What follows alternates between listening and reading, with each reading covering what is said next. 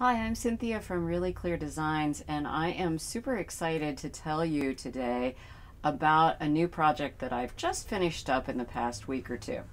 It is a book called The Sweater with the Best Fit Ever, and I have worked on it for the past 5 years or so, and finally I finished it up.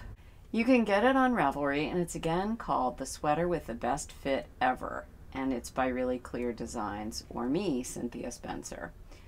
So what does this book do for you? Why would you even want to buy such a thing? Because the truth of the matter is, if you get it, you're going to have to do some math, some addition, subtraction, multiplication, and division. Well, I taught sweater classes for many years, and I found that there were a lot of people that were fairly hard to fit, one of them being me. If you use a normal sweater pattern, it's done with what's called grading, Grading. Well, the problem is that if you go up and down in size, you don't necessarily go up and down in proportion. And this leads to a lot of fit problems. So I came up with this whole big scheme, and it took a really long time to do it, as I said. It has you measure your front torso separately from your back torso. That turned out to be a real game changer, because your front torso may have a completely different shape from your back torso. Let's say that you're busty and your front torso is V-shaped. Now, what happens in the back? You're probably not necessarily going to be V-shaped in the back. You might be a little A-shaped, or you may be straight. You know, it's hard to say until you measure yourself, but these kinds of things make a huge difference in fit. If you are busty, you've probably had problems with your side seams being askew, with your sweater pulling up in the back, with your sweater being baggy in the back. All kinds of things can come because of that. The other thing you may have had problems with is your shoulders are proportionately narrower to your bust. So your sweaters all kind of hung off your shoulders, and you really couldn't figure out how on earth to modify them so that that was better. If you're plus size, I've seen a lot of people who have sleeves that are too baggy here because the arm doesn't grow in proportion to the torso as much, and also the sleeves may be too long, and you have to roll up your cuffs once you're finished, or you've kind of learned that you need to make shorter sleeves, but then the cuffs are too wide, and you just don't know quite how to do it. And how do you fix this part up here?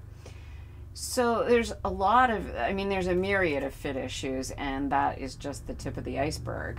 But this book goes through and helps you figure out how to do all the adjustments for all of these fit problems. So if you are the kind of person who, when you make a sweater pattern, it just fits perfectly every time, then this is definitely not the book for you. There's really no reason to go through all the math. But if you've experienced some frustrations over the years, this may do the job. The book has 3 main types of sweaters in it. A set-in sleeve sweater, so you're going to actually calculate the sleeve cap and the sleeve decrease going from the body inward. And you're also going to show you on this sweater, do a bind off that's straight across in the back. And what that allows you to do is pull the shoulder up over to the back. It makes the back a very strong line, so that you have the bind off and the sweater isn't going to stretch out over your shoulders as easily. And you will also not have to do the 2-ball thing where you're going across, joining a yarn, and then using the second ball of yarn to finish off the other shoulder. That's all gone in this, provided that you do a cardigan. The other kind of sweater I have in this book is a Fair Isle yoke pattern. They're popular right now, so the curvy yoke with the gorgeous patterns in them.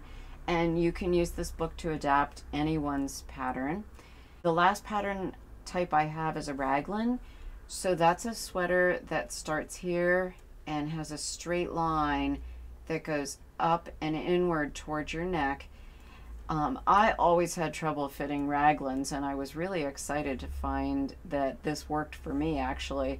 My Raglan sweaters were always too long here because my shoulders are so narrow that by the time I got up to here, it just didn't work. So I did extra decreases, and my Raglan sweater now fits. Yay.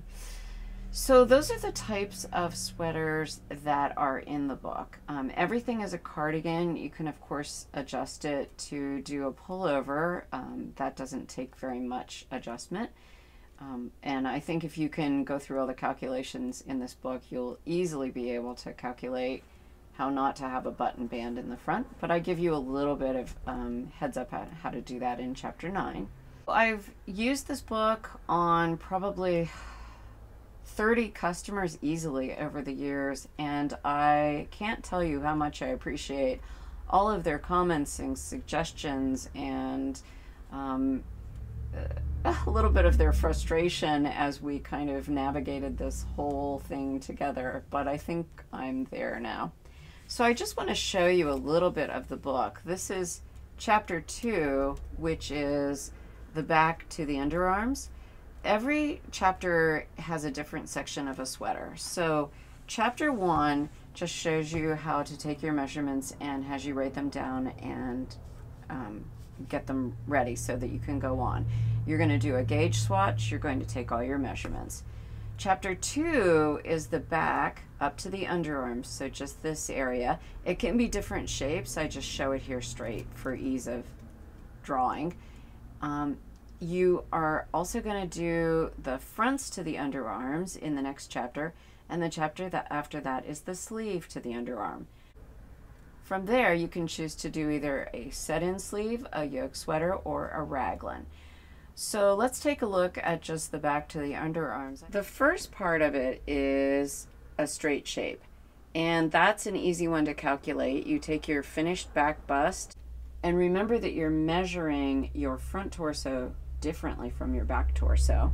So we're looking at the back bust measurement, and you're going to multiply this column times your stitches per inch. You're going to round to an even number. You're going to add 2 stitches for seaming, and that's the number of stitches to cast on for the back, and then you knit up as high as you want. So let's look at one now that has a little more shaping, like an A shape, a sweater that's a little bit bigger on the bottom than it is on the top. And this again is just for the back. So what you're going to do for this is take your finished back hip measurement, your stitches per inch, multiply those and add seaming, and then your finished back bust measurement, your stitches per inch, multiply those, add 2 for seaming. That gives you your back cast on number and the number that you'll have when you reach the bust. Then you want your sweater length minus your ribbing height, and those are the number of rows that you're going to do your decreasing over. So I don't do any increasing or decreasing over ribbing because I just find that annoying and that it doesn't look very good. So I've accounted for everything being after ribbing.